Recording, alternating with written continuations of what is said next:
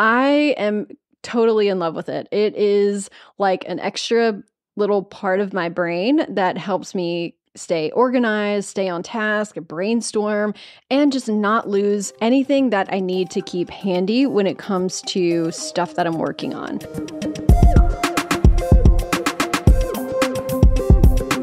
Hello, and welcome to the Copy Lab podcast, the marketing and business podcast that teaches you how to write better, sell more, and ignite your business even if you suck at writing. I'm your host, Sara Estes, entrepreneur, copywriter, marketing strategist, and founder of Copy Tiger, where I help change makers, disruptors, and dreamers get their message to the masses. Let's get started.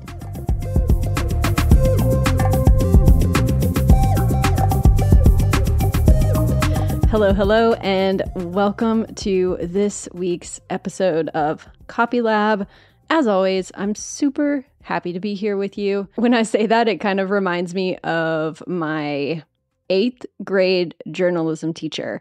His name was Mr. Medic, and every single day at the beginning of class, he would stand up at the front of the class and say, "It's a great day to be alive." And then he would make all of us say the exact same thing in unison. At the time, I thought it was so corny and terrible. As an angsty little teenager, I did not want to say that. But the older I get, the more I think that was really sweet. And he was really onto something. He was a super chill dude. And I kind of love that he did that now. Anyway, let's get into it. So this week, I want to tell you about my top 5 favorite tools that I use for copywriting. Now, I narrowed it down to 5 because these are the ones that are really kind of game changers for me. And if you aren't using them yet, then I really, really recommend it. So we're going to talk about all 5 of them. And I'm obviously not including things like my computer or other stuff like that that's super obvious that you need to be a writer. But these are kind of new-ish. Some of it is not new, but software that I'm using or programs that I use on a daily basis for everything I write that helps me tremendously. So let's launch into it. All right, my number 1 favorite tool to use when I'm copywriting is the Hemingway Editor app. If you have not been acquainted with the Hemingway app yet, it is amazing. From the second I started using it, I absolutely fell in love. So I want to tell you about it, how it works, what it does, and then also how I use it in my copywriting. So the Hemingway Editor is a browser tool. They have a desktop app too, but I just use it straight out of the browser because it's really cool in the fact that you don't actually have to log in. You can just type in hemingwayapp.com and you get taken right to the interface, which is pretty badass if you ask me. So when you go on there, what you'll do is you'll basically delete the text that's already in the editor. You'll see like kind of a big text box. And what you do is you copy and paste your writing into that box.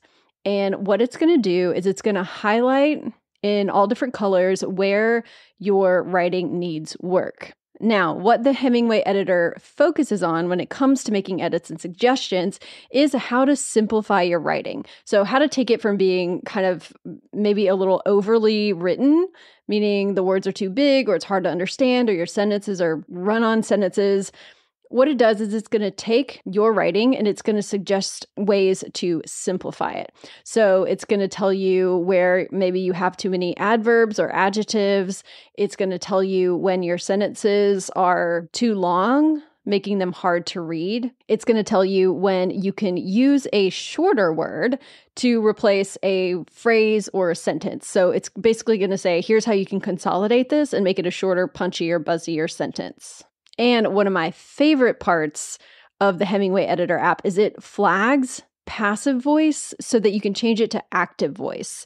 Now, if you've ever taken any kind of writing course or, back in school, this was always harped on. And I actually didn't pay attention to it until later on in my writing life. And now I swear by it.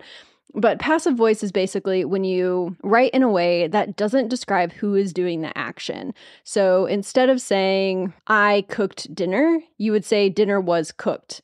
And what it does is it's basically just not as accurate and it's not as powerful. So putting someone in the subject, putting someone in the action taking position, whether it's you or another person or, whoever the subject of the sentence is, when you make it active, it's clearer, it's more correct, in fact, and it's more enjoyable to read. And it's surprising how often we actually use the passive voice when we're writing. And it can be kind of a crutch when we're not sure what we're trying to say or when we're trying to remove the blame or the pressure on a particular thing. So passive voice can actually be a good tool if you're trying to create distance or you're actually trying to hide or veil sort of who was the person acting. But for the most part, when you're telling a story or when you're writing copy, you really don't ever want to do that. So you always want to have active sentences. So another factor of Hemingway is it tells you what grade level your writing is at. While you might be proud that your writing is at a grade 12 level, it's actually not good for copywriting. So for copywriting, you want your writing to be at a grade 6 at the most. And there are actually people like Alex Hormozy. I don't know if you follow him. He is kind of a business guy who actually has a lot of wonderful thoughts on copywriting. I love his Instagram has some pretty good reels where he will post about his copywriting rules, and they're totally on point. But what's pretty crazy is that he suggests, and what he does is he writes at a 3rd grade level for all of his copy, and he swears by that, which is very interesting. So the reason why you want to keep your writing simple, it's not because you're trying to dumb things down, and it's not because people can't read at a higher level, but really what it's about is the speed of reading. So think about it for a second. If you're trying to get someone to read all about your offer, all about what you're doing, and maybe you have a long-form sales page, and you want them to get all of that content, you don't want them stopping to try and figure out what a sentence means. You want it to be so easy to read that they're flying through it. And that does a few different things. It makes them feel really good about being able to move through your work very easily and quickly. It kind of feels like an accomplishment, a box checked. So it makes the reader feel really good that they're just reading through and just coasting on by.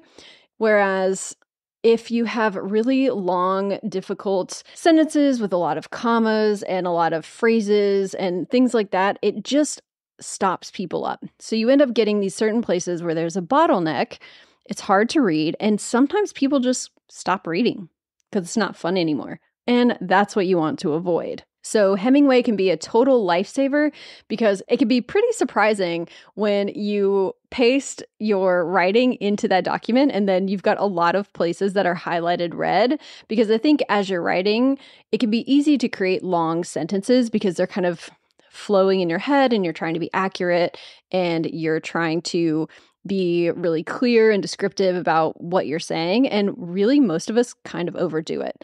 So the Hemingway app is really awesome in that it kind of pulls back a little bit from that over-explaining, over-describing that can often happen, especially if you're writing for a physical product or something like that.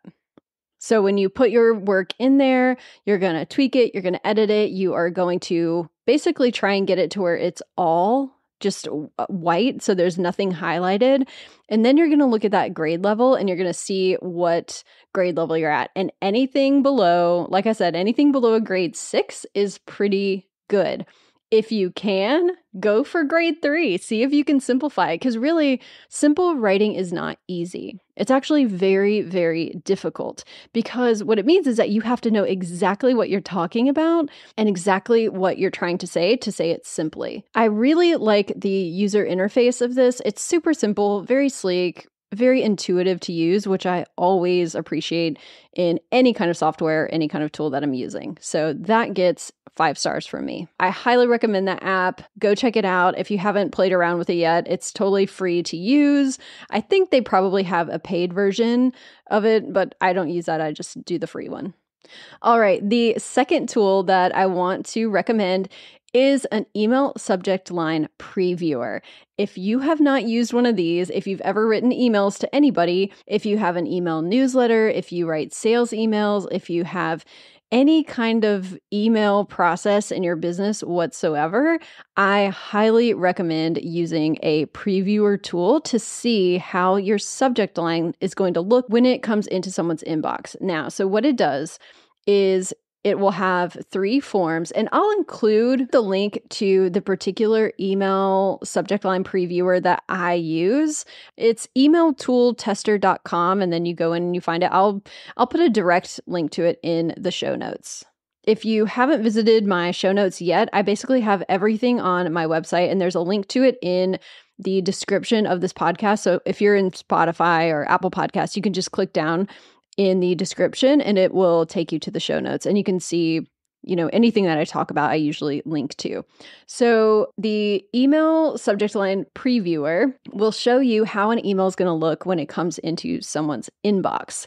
And the real beauty of this is that subject lines can be way shorter than you think they are in terms of how many characters show up when someone's on their phone. And it's important to remember that most people are checking their emails on their phone. So that character limit of what gets shown to someone is really important, because if you have a sentence that really depends on that last word coming through in order to make any kind of sense, then you want to make sure that it all shows when someone's scrolling through their inbox list. So what the previewer does is it's basically got a little form that has, you put the from address, you put the subject line, and then you put the preview text. And right below it, it's got a little picture of a phone, a little mock-up, and it shows you exactly what it's going to look like. And it's amazing because you don't have to continue to send test emails to see what they look like on your phone, because that's what I did before I found this tool. I would just send tests to make sure that the entire subject line was visible. And I have found also a little added benefit to this is that when I see something mocked up like this, I can tell what's wrong about the copy. So if the subject line just isn't intriguing enough, or it just doesn't pull any kind of weight, I can see that when I see it on a phone. I think it's just, I can imagine someone reading it a little better than when I'm typing it into my ConvertKit form where I'm doing the whole email automation sequence or something like that. It just is a lot more clear and helps me come up with better ideas for my email subject lines. Preview text can be tricky. Also, PSA, if you're not using preview text, if you're not taking full advantage of that little gold mine, the little treasure chest that is the preview text, if you're not sure what I'm talking about, that is the little bit of copy that shows up right under the subject line. So most people think that it has to be just the first part of your email, but that's not true. You can actually put the preview text that you want in most email service providers. So you're going to put the subject line, you're going to put the preview text, and it doesn't have to match what the first couple of lines are in your email. So you always want to take advantage of that. You want to use the subject line, and then you want to have that preview text respond or in some way support that subject line. So if you're sending out emails, please pay attention to that preview line. All right, now the third tool that I absolutely love is CoSchedule's Headline Studio.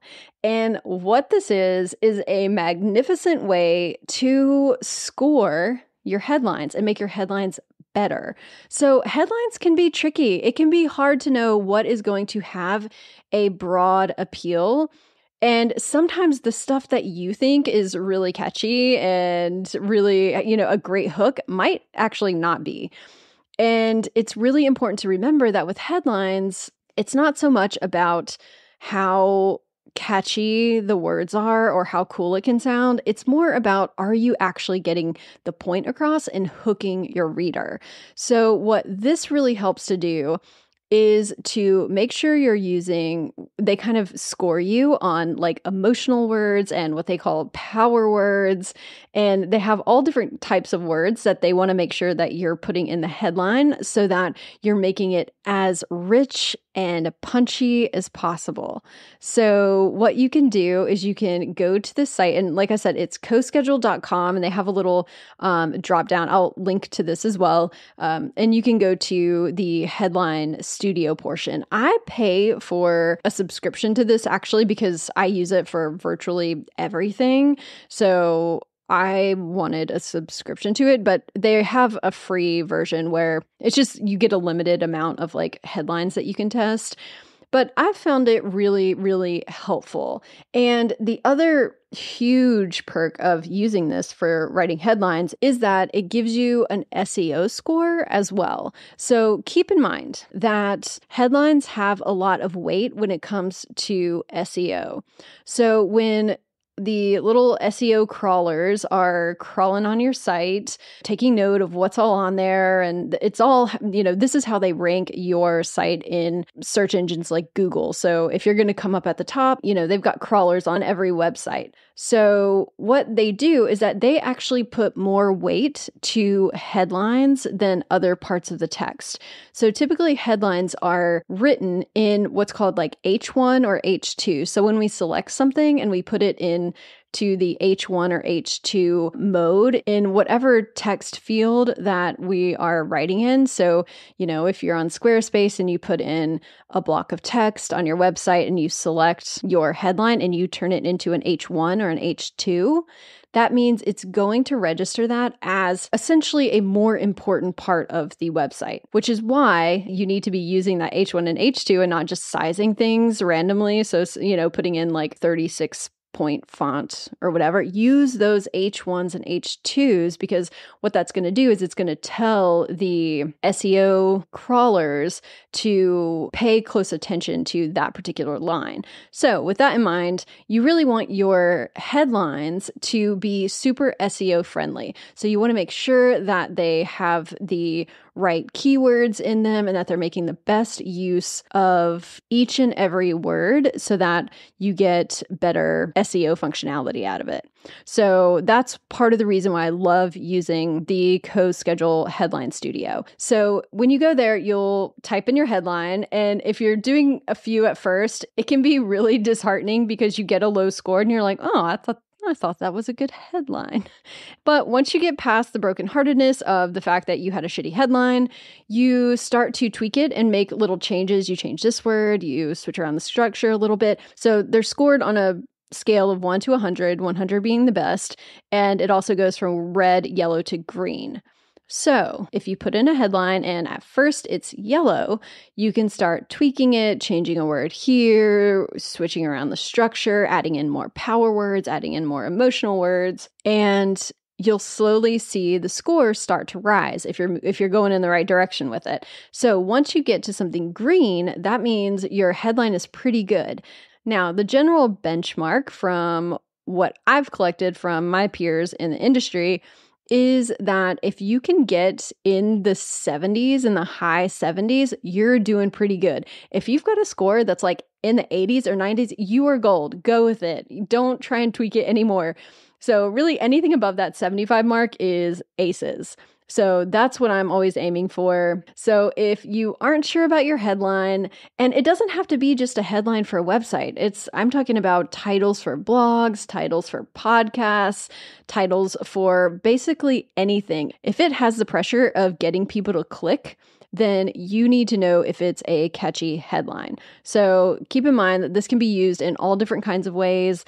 And it's really fun, actually, it kind of gamifies the writing process, which I love. And you can kind of see your score changing as you switch things around. And you can also see what words work best. So if your headline's lacking and you need to put a better word in there, they have an entire word list that you can choose from. So you just, look through them all and pick the word that works best for you. So I love using this. It's super fun. I don't always go with the headline they suggest or the one with the highest score. Sometimes I believe in my heart that one that just happens to score lower on theirs is actually the right headline. And I've been in the right a lot of those times. So, take it with a grain of salt. It's a machine. It's a program. It's not a human heart, but it can be a really great litmus test to how well your headline is going to do once it's out in the world. All right. The fourth tool that I absolutely love is kind of obvious. It's Google Docs. If you're a working copywriter or a writer of any sort, you need to be using Google Docs. If you are using Microsoft Word, honey, stop. Please switch over to Google Docs. It has so much better functionality. It's amazing. And I just don't know how I lived without Google Docs. I want to talk about why I love it so much and why it's such a great tool for writers who are communicating with clients, or if you're just writing your own stuff and you need to save it. First off, it's got a great collaboration aspect. You can work in the doc with several people. You can make comments. You can do all of the stuff. So if you're collaborating on anything with someone, rather than sending Microsoft Word versions back and forth a million times, please hop on Google Docs and collaborate there. The other thing I love is, and this is maybe my favorite feature of Google Docs of all time, and that is the pageless setup. So the reality is that for most online writers, there's no need for those page breaks. When you see, like, if you open a Microsoft Word document, the page is broken up into individual pieces of paper, basically. That's how it's structured. But here's the thing. We rarely print out the stuff that we're writing. And for me, I write copy for online places only. I don't ever print anything out. So there's really no reason for my writing to be broken up into 8.5 by 11 pieces of paper. So when I'm writing a sales page, I actually just want to see it as one document, the same way it would look on a website. So something that you're just scrolling through, but doesn't have any of those 8.5 by 11 breaks. So in Google Docs, you can set up a pageless document. So it's just one big, long, scrolling white document. And that is amazing. That's what I write all my sales pages on. That's what I do all of my email sequences with. So I have it default to the pageless setup.